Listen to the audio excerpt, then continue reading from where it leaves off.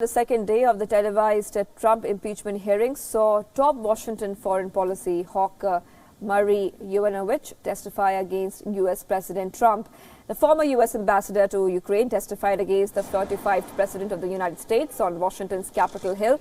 Now, Murray Yovanovitch is a key witness in the rare impeachment inquiry focusing on Trump's actions in Ukraine.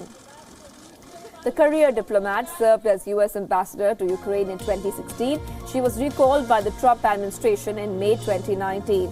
Trump had accused her of undermining his efforts to pressure Ukraine into investigating Hunter Biden, his top Democratic rival Joe Biden's son.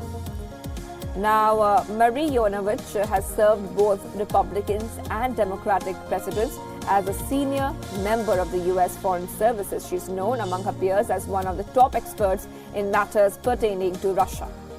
As U.S. ambassador to Ukraine, Yovanovitch was the target of allegations by Trump's personal lawyer, Rudy Giuliani, as well as conservative media. She was accused of interfering in Ukraine's politics and limiting Trump's ability to combat corruption in Ukraine. All charges which have since been debunked, but nonetheless amplified by the Trump administration. The U.S. State Department branded these allegations as classic disinformation. Meanwhile, Trump hit out against Yovanovitch in a tweet while she was testifying. He said, and I quote here, "Everywhere Murray Yovanovitch went turned bad." Trump pointed at Somalia, her first posting as ambassador, and seemed to pin the blame on her for the African nation's troubles. Trump also said that Ukrainian President Zelensky spoke unfavorably about her. Trump said it is his absolute right to appoint ambassadors that should serve at the pleasure of the President of the U.S. Now, what made the hearing historic was that House Intelligence Chairperson Adam Schiff gave Murray Yovanovitch the chance to respond to Trump's real-time Twitter attack. I think I have such powers, not in Mogadishu, Somalia, and not in other places. I actually think that where I've served over the years, I and others have demonstrably made things better, for the U.S. as well as for the countries that I've served in. Yovanovitch, who was branded bad news by President Trump, staunchly defended her record. She said individuals felt blocked by her efforts against corruption. She said they conducted a campaign of disinformation against her using unofficials' back channels.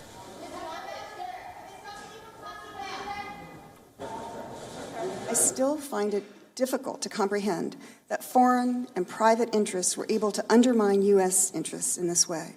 Individuals who apparently felt stymied by our efforts to promote stated U.S. policy against corruption, that is, to do our mission, were able to successfully conduct a campaign of disinformation against a sitting ambassador using unofficial back channels. Democrats slammed the U.S. president for trying to intimidate the process, but Trump slammed Schiff for tampering with the impeachment hearings. This is a part of a pattern to intimidate witnesses, and it's also part of a pattern to obstruct the investigation. It was also a part, frankly, of the pattern to obstruct justice. And so we need to view the president's actions today as part of a broader and incriminating pattern of conduct.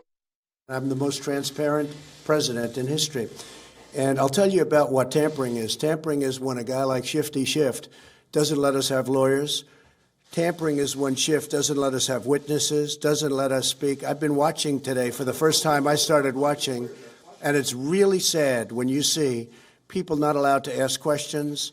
It's totally, nobody's ever had such horrible due process. There was no due process.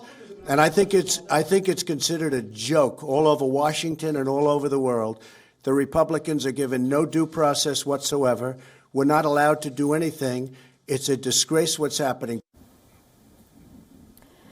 A little before the hearing, the White House released a transcript of the first phone call between Trump and Ukraine President Volodymyr Zelensky that took place on board the Air Force One on April 2019. Much of the transcript was in fact not that important. Remember, it is the July phone call between the two heads of state which is at the very center of the impeachment probe. In that phone conversation, Trump seemingly asked for a quote-unquote favor from Ukraine. He wanted an investigation of 2020 Democrat rival Joe Biden and his son Hunter.